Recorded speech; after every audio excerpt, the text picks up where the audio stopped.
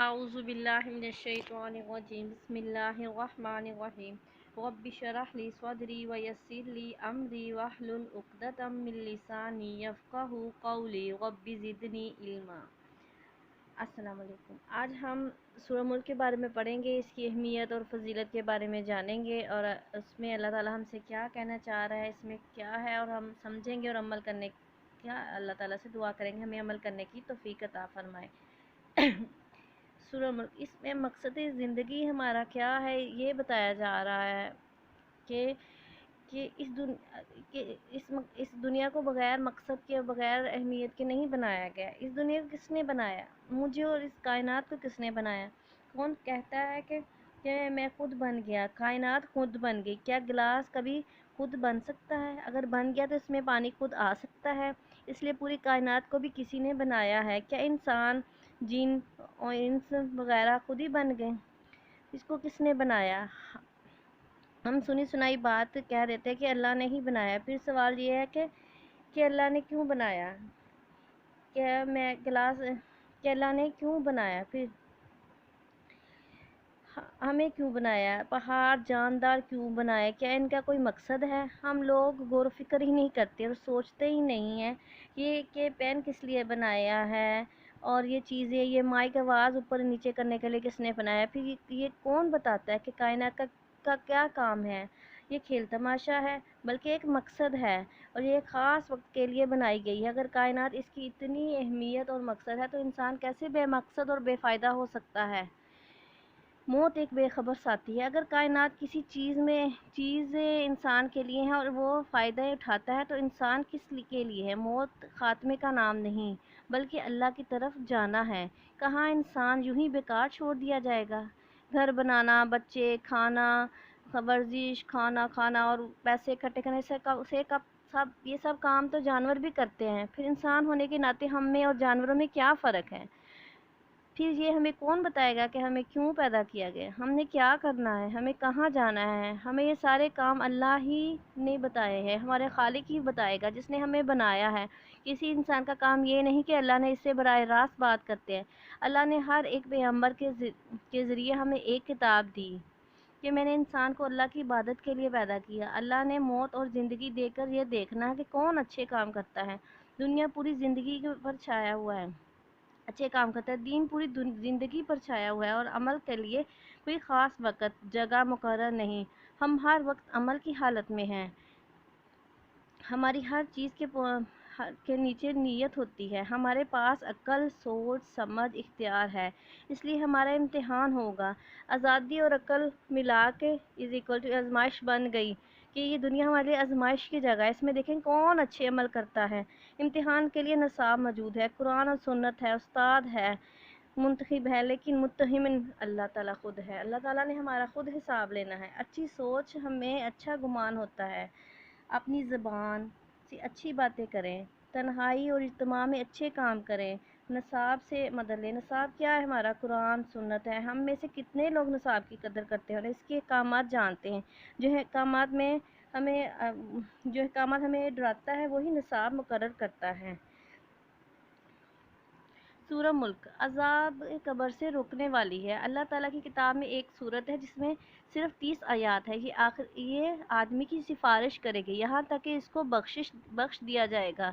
قرآن مجید میں ایک سورت ہے جو اپنے پڑھنے والے کی طرف سے لڑے گی، حتیٰ کہ اسے جنت میں داخل کروائے گی۔ آپ صلی اللہ علیہ وسلم نے رات کو سونے سے قبل سورہ سجدہ اور سورہ ملک ضرور پڑھتے تھے۔ سب سے پہلے درس سے اسی سورت سے شروع کرنا چاہیے۔ سورہ ملک سے سورتوں کا 7واں گروپ شروع ہوتا ہے۔ جب تک انسان کا ایمان مضبوط نہ ہو، عمل مضبوط نہیں ہوتا۔ مختصر سا اس کا ترجمہ پڑھتے ہیں۔ تبارک الذی بیدہ الملک وہو علی کل شیء قدیر۔ بہت بابرکت ہے وہ ذات جس کے ہاتھ میں ہے ساری بادشاہت، وہی ہے اعلیٰ اوپر ہر چیز کے قدرت رکھنے والا۔ اللہ اپنی مخلوق کے مقابلے میں بلند و بالا ہے، اور ہر طرح کی قدرت اور غلبہ اسے حاصل ہے۔ وہ چاہے تو امیر کو غریب کو امیر، جاہل کو علم والا اور علم والے کو جاہل کر دے۔ اللہ با اختیار بادشاہ ہے۔ بے شک अल्लज़ी खलक़ल मौत वल हयात, जिसने पैदा किया मौत को, वल हयात लियब्लुवकुम अय्युकुम अहसनु अमला व हुवल अज़ीज़ुल गफ़ूर, और ज़िंदगी को ताकि आजमाए कि तुम कौन सा है जो ज़्यादा अच्छी अमल करता है, वो ज़बरदस्त है और बख्शने वाला है। इंसान कुछ ना था, अल्लाह ने पैदा किया। ज़िंदगी क्या है? रूह और जिस्म का यकजा होना, और मौत रूह और जिस्म का जुदा होना। एहसन अमल करने वाला वो है जो अल्लाह की हराम की हुई चीज़ों में से सबसे ज़्यादा बचने वाला हो और अल्लाह के अहकामात की पाबंदी करता हो। ऐसा अमल वो है जिसमें इंसान की नीयत खालिस हो, हुक्म अल्लाह का और तरीका रसूलुल्लाह सल्लल्लाहु अलैहि वसल्लम का हो। अल्लाह ने आप सल्लल्लाहु अलैहि वसल्लम की अमल को ही अस्वा हसना कहा। एहसन अमल मोहसिन करता और मोहसिन का अमल कभी ज़ाया नहीं होता। अल्लज़ी खलक़ सबअ समावातिन तिबाका, वो ज़ात जिसने बनाए 7 आसमान ऊपर तले। मा तरा फ़ी खल्क़िर रहमान मिन तफ़ावुत, ना तुम देखोगे रहमान की तख्लीक में कोई नुक्स, कोई कजी, कोई खलल। फर्जिल बसर हल तरा मिन फतूर, फिर लुटाओ अपनी निगाहों को, क्या तुम देखते हो कोई रखना। आसमान ठोस हकीकत का नाम है। 7 आसमान हैं और दरवाजे भी हैं। आप सल्लम मराज के मौके पर आसमान के मुख्तलिफ हिस्सों को देखा और मुशाहदा किया। रहमान की तख्लीक में कोई नुक्स नहीं। तफावुत का जिक्र है दो चीज़ों का बेराबता और बेजोड़ होना। अल्लाह की हर चीज़ बामकसद है और हर चीज़ में बाहमी तावन मौजूद है। सुम्मर्जिल बसर कर्रतैन यनक़लिब इलैकल बसर वहुव खसीर वहु इलैकल बसर खासियन वहुव हसीर। हर चैलेंज कहा कि बार बार निगाह पलट लाओ और कोई नुक्स तलाश करके देख लो, लेकिन तुम्हारी निगाह जहाँ तक जाएगी अल्लाह की तख्लीक में कोई खराबी ना ढूंढ सकेगी। वलक़द ज़य्यना समाअ दुनिया, और जीनत दी हमने आसमान को दुनिया के चरागों के साथ, और बनाया हमने इनको मारने की चीज़ शैतान के लिए, और तैयार की हमने उनके लिए जलने का अजाब। सितारे आसमान की जीनत है। सितारे शैतान को मारने के काम भी आते हैं। सितारा रात भी दिखाता है। अल्लाह के अहकामात पर अमल ना करना ही कुफ्र है। वइलल्लज़ीना कफ़रू बिरब्बिहिम अज़ाबु जहन्नम व बिअसल मसीर इज़ा उल्क़ू फ़ीहा समिअू लहा शहीक़न व हिय तफ़ूर। जब वो डाले जाएंगे इसमें सुनेंगे वास्ते इसके चलाना और जोश खा रही होगी। दोज़ख की आवाज़ों का जिक्र है। यहाँ दोज़ख की आवाज़ों का जिक्र वो आवाज़ जो गधे में पहली मर्तबा निकालता है। जहन्नम भी घड़े की तरह है, चीख चला रही होगी। जहन्नम की शोलों की आवाज़ के साथ वो फव्वारों की तरह उबलेगी और ऊपर को उठेगी। अल्लाह ताला हमें इन सब से महफूज रखे। तकाद तमय्यज़ु मिनल गैज़, इस आयत में अल्लाह ताला फरमाते हैं करीब है फट जाएगी, गज़ब के साथ डाली जाएगी इसमें, और वो वहाँ से आए कि तुम्हारे पास कोई डराने वाला नहीं आया। अल्लाह के नाफरमानों में अगर जहन्नम का गुस्सा बहुत ज़्यादा होगा और आका एक हिस्सा दूसरे हिस्से में गुस्से को खाएगा और वाजे में भी भड़काएगा कि तुम्हारे पास कोई डराने वाला नहीं आया कि तुम संभल जाते, ईमान ले आते, सीधी राह इख्तियार करते। कालू बला कद जाअना नज़ीर, वो कहेंगे क्यों नहीं, बख्शिश आए, तहकीक आया हमारे पास डराने वाला और हमने जुटला दिया और हमने कहा नहीं नाजिल किया अल्लाह ने कोई चीज़, इन अगर तुम इल्ला फी ज़लालिन कबीर, मगर तुम सबसे बड़ी गुमराही में हो। लोग इल्म आने के बाद अल्लाह की बातों को सच नहीं मानते। क्यों? अमल करने पड़ेगा, इनको मेहनत करनी पड़ेगी। नफसानी ख्वाहिशात की वो पीछे छोड़ जाएंगी हमारी, हम अपनी नफ्स की पैरवी कैसे करेंगे? नफ्स की में नहीं लगना चाहिए, अल्लाह ताला के अहकामात को रखना चाहिए, नहीं तो फिर अंजाम हमारे हाथ में है। इसलिए हक जुटाने वालों को ही झूठा कह दिया जाएगा। वक़ालू लौ कुन्ना नस्मअु व नअक़िलु मा कुन्ना फ़ी अस्हाबिस सईर, और कहेंगे काश हमने सुना होता या हम समझते ना होते हम दोज़ख वाले। उस दिन नाफरमान तड़पेंगे, चीखेंगे कि हम मान जाएंगे। दोज़ख में जाने का सबसे बड़ा सब हक बात ना सुनना और ना समझना, बात को इस तरह ना लेना जिस तरह नाजिल की गई और बात को समझने की कोशिश ना करना। इताअत के लिए क्या ज़रूरी है? सुनने ही में ना मेहनत करनी पड़ती है, ना पैसा लगता, ना तात लगती है। इसी हर चीज़ को बाद में पछतावा बनता है। हक बात सुननी चाहिए ताकि हम अमल कर सकें, हम उनकी कफ़ारे मक्का की तरह ना हो जाएं। फ़ातरफ़ू भी हम बिज़म्बिहिम, तो एतराफ़ कर लें अपने गुनाहों का, तो लानत है दोज़ख वालों के लिए। जो लोग ना सुनते थे ना समझने का गुनाह किया दुनिया में, करते आखिरत में भी इसका एतराफ़ कर लेंगे, क्योंकि जो हक़ सुन लेता है वो गौर व फिक्र करते हैं तो वो हक़ का इनकार नहीं कर सकते, इनके अमल के ही बदल जाते हैं।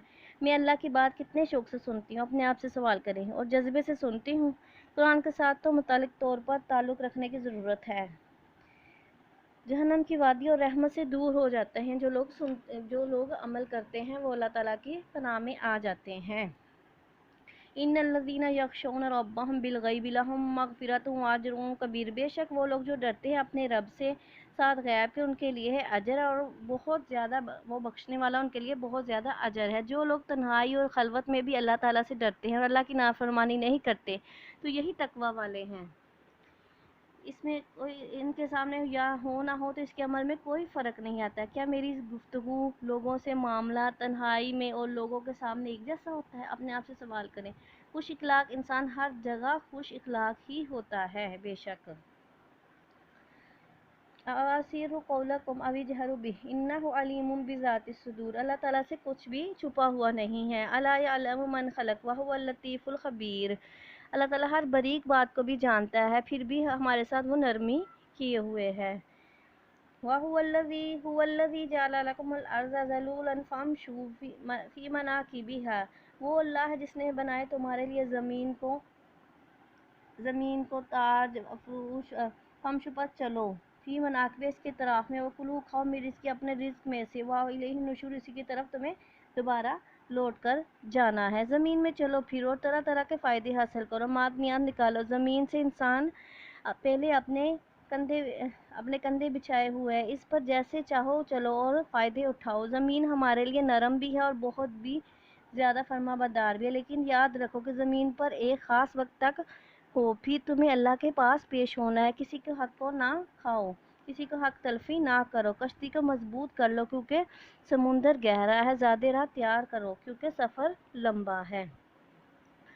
अमीन तुम मन फिस समाए, या ये खौफ हो जो तुम हो गए हो तुम जो आसमान में है, ये वो भेजेगा तुम पर पत्थरों की बारिश, पर अनकरीब तुम जान लोगे जो तुम्हें आया था डरा। कैफा नज़ीर, कैसा था वो डराने वाला। अल्लाह की नाफरमानी को ज़मीन में धंसा दिया जाएगा। हमें अल्लाह का शुक्र अदा करना चाहिए जिसने हमारे लिए ज़मीन को रहमत का बायस बनाया, लेकिन नाफरमानी करने से यह ज़मीन अजाब का बायस भी बन सकती है। वलक़द कज़्ज़बल्लज़ीना मिन क़ब्लिहिम कैफ़ कान नकीर। ज़िंदगी को मौत से, आबादी को वीरानी से बदल दिया जाएगा। अवलम यरौ इलत तैरी फ़ौक़हुम साफ़ातिन व यक़बिज़न मा युमसिकुहुन्ना इल्ला रहमान इन्नहु बिकुल्लि शैइन बसीर। क्या इन्होंने देखा नहीं परिंदों की तरफ, इनके ऊपर सफ़ ब सफ़ है और समेट लेते हैं, नहीं थामना इसको सिवाय रहमान के, बेशक वो हर चीज़ को देखने वाला है। ज़मीन के बाद आसमान पर गौर व फिक्र करने की दावत दी जा रही है इस आयत में। परिंदों का साइज़, रंग, आवाज़, जिस्म और किस्म मुख्तलिफ है। हम इन पर गौर फिक्र ही नहीं करते कि अल्लाह ने इनको किस मकसद के लिए बनाया है।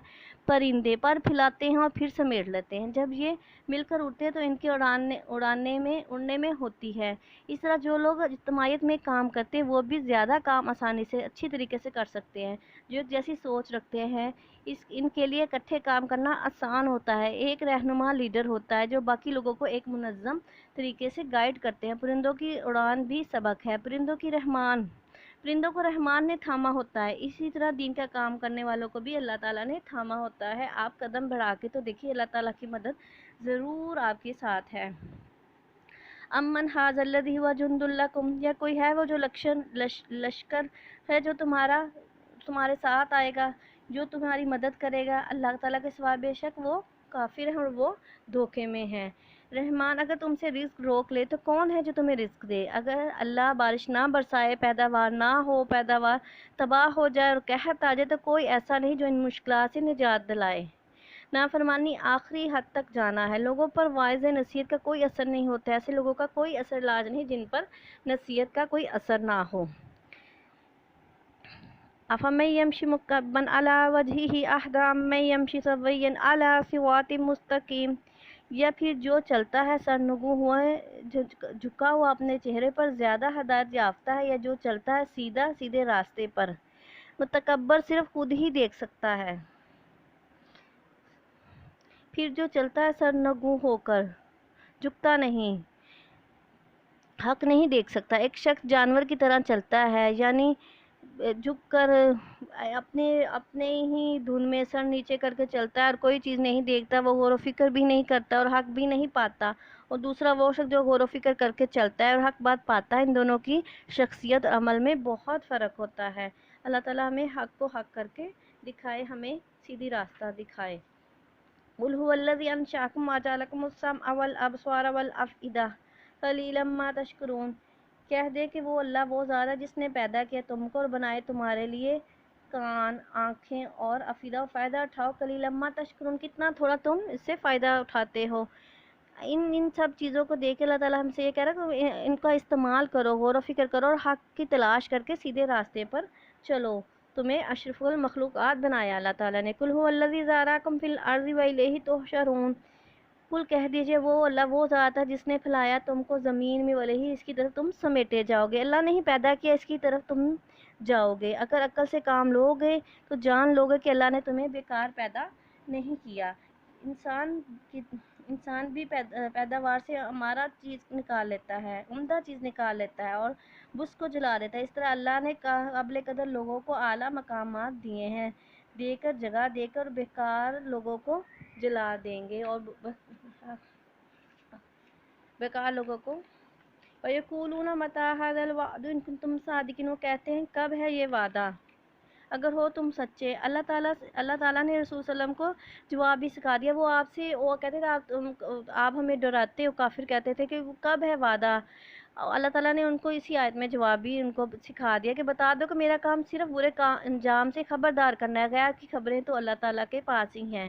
کل کہہ دیجیے انما العلم عند اللہ، بے شک اللہ کے پاس ہے اس کا علم. انما انا نذیر مبین، اور بے شک میں ڈرانے والا ہوں کھلم کھلا. فلما رأوا زلفۃ سیئت، پھر جب تم دیکھو گے اس کو نزدیک سے بگڑ جائیں گے چہرے ان کے ان لوگوں کو جنہوں نے کفر کیا، اور کہہ دیں گے وہ اللہ وہ ذات ہے جس نے یہ ہے وہ چیز جو تھے تم ساتھ اس کے تم اس کو جھٹلاتے. تمہارے قیامت آتے ہی ان کے ذلت نما چہرے ان کی شروع ہو جائیں گے. سزا سے پہلے ہی آنکھیں پھٹی کی پھٹی رہ جائیں گے اور چہرے بگڑ جائیں گے. اور کل کہہ دیجیے آ رہی تم کیا تم نے دیکھا نہیں اگر ہلاک کر دے تجھ کو اللہ، وہ ممایو جو تمہارے ساتھ ہے، اور یا رحم کرے تم پر. فمن یجیر الکافرین، تو کون بچائے گا تم کو کافروں سے، من عذاب علیم، دردناک عذاب سے. کافروں کے لیے گارنٹی ہے کہ عذاب ہے. کافر کوئی اور چیز سوچ بھی نہیں سکتے. قیامت کے دن اصل گمراہ کا پتہ چل جائے گا. قریش کے لوگ کہتے تھے کہ آپ وسلم ہلاک ہو جائے، تو اللہ نے کہہ دیا کہ آپ وسلم چلے بھی گئے تو پھر بھی کفار کا انجام برا ہی ہے. قل هو الرحمن آمنا به علیہ توکلت. قل هو الرحمن آمنا به علیہ توکلنا فستعلمون من هو فی ضلال مبین. قل ارأیتم ان اصبح ماؤکم غورا فمن یأتیکم بماء معین. یہ اللہ کی مہربانی کہ ہمارے سارے گناہوں کے باوجود یہ اللہ کی مہربانی ہے ہمارے سارے گناہ کے باوجود ہم سے پانی ختم نہیں کرتا. اگر پانی ختم ہو جائے تو کس طریقے سے بھی اسے حاصل نہیں کر سکتے. پانی کی ساری تقسیم اللہ کی ہے، اور اے انسان غور کر یہ سارا انتظام کس نے کیا ہے. پانی کس نعمتوں سے بڑی نعمت ہے، سب سے بڑی نعمتوں میں سے سب سے بڑی نعمت ہے. پانی اللہ کی نعمت ہے. نعمت ضائع کرنے پر حساب ہوگا. نعمت ضائع کرنے سے نعمت چھین جانے کا خطرہ ہوتا ہے. نعمت کا صحیح استعمال نعمت کو بڑھانے میں مددگار ثابت ہوتا ہے. اس لیے ہمیں اللہ تعالیٰ سے دعا مانگنی چاہیے کہ ہم اچھے عمل کریں اور اس پر عمل کرنے کی اللہ تعالیٰ ہمیں توفیق عطا فرمائے. آمین.